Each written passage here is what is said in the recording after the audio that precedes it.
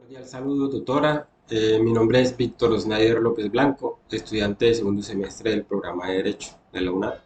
A continuación, haré una breve exposición sobre la lectura de Soriano en Sociología del Derecho. Grupos sociales, estatus, rol en un sistema de derecho. Como primer punto tenemos la estructura social.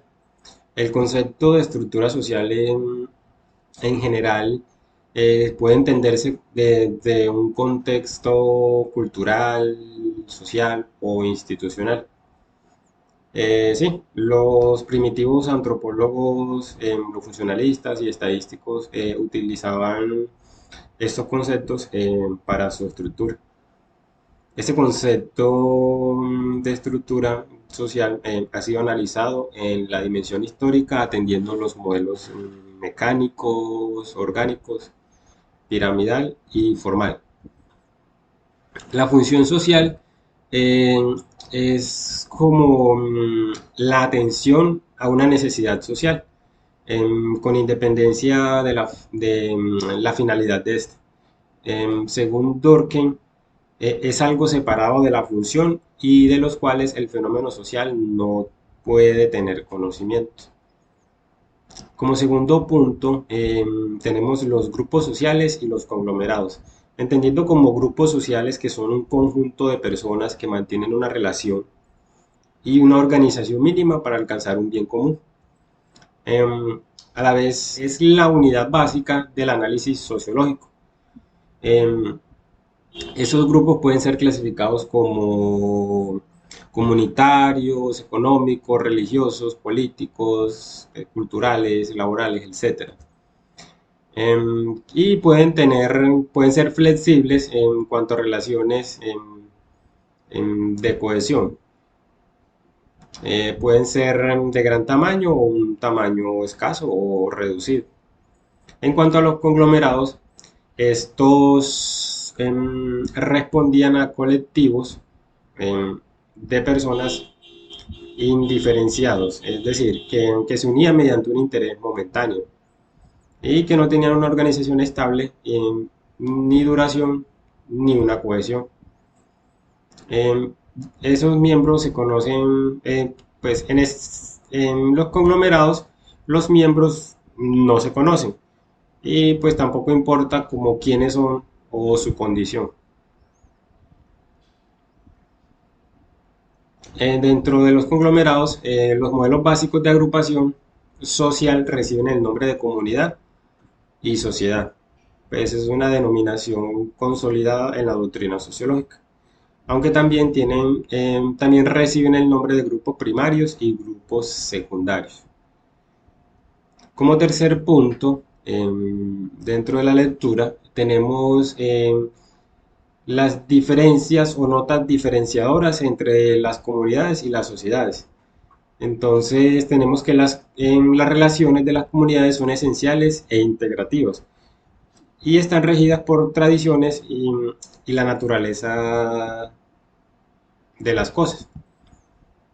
En cambio, las relaciones de las sociedades son accidentales, es decir, que afectan plenamente la vida de los sujetos y están sujetas a una reglamentación. Entre las notas diferenciadoras podríamos destacar la cualidad del sujeto, los fines que persiguen, las dimensiones, etcétera.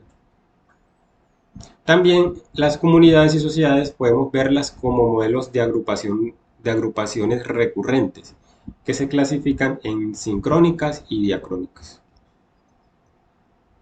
Como cuarto punto, tenemos el lugar del sujeto en el sistema social, es decir, su estatus y su rol. Como su estatus social este representa la posición de cierto individuo en relación con la sociedad, como ciudadano, como profesional, como ya sea abogado, ya sea médico, como esposo, como esposa, etcétera. Y dentro de las características, hay una valoración en la sociedad en función de las manifestaciones del mismo. Es decir, que ese valor simbólico fluctúa dependiendo de la complejidad de los grupos sociales al cual pertenece y del grado de reconocimiento que hay entre los mismos. El poder del estatus puede ser intergeneracional o intrageneracional, es decir, que puede pasar de generaciones de padres, hijos, nietos, dependiendo de la dureza del sistema social. Dicho estatus tiene una clasificación que puede ser originario o adquirido, es decir, por nacimiento o por una relación extensa del mismo. También tenemos el rol social, los conceptos y las clases. Digamos que el rol social en un sentido amplio es el papel que debe ser ejecutado en la sociedad y que va desarrollando diversas funciones y posiciones que dicho sujeto ocupa en la sociedad. También existen las clases. Las clases se entienden como que son roles específicos como un profesional, ¿cierto? En cierta especialidad. O también pueden ser difusos como papeles secundarios, como los de una primera dama, de un jefe de Estado. También son vinculantes en el marco de una norma jurídica o de un uso social. Como quinto punto tenemos el sistema social y derecho. Es decir, no es posible hablar de grupos sociales, de estatus, de rol, sin un marco jurídico que lo vincule al derecho como una organización como tal. Entonces, dentro de ese sistema social y derecho existen los grupos sociales en relación con el derecho.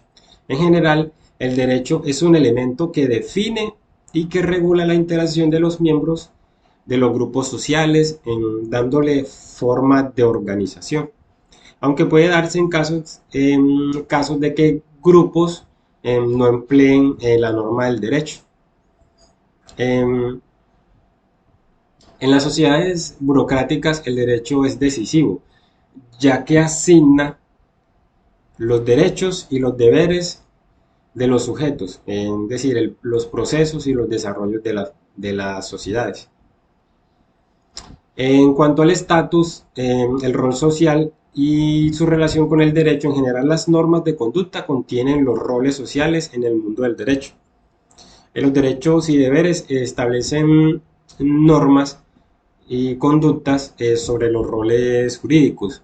Por otro lado, las normas de apoyo otorgan poderes o facultades que organizan y estructuran otras normas. El tipo de estatus es importante para saber qué clase de sociedad y de derecho estamos viendo. Es decir, que se define por la clase de estatus dominante de la sociedad que lo está regulando. Los estatus originarios definen una sociedad estamentalista y los estatus adquiridos una sociedad igualitaria y democrática. Muchas gracias.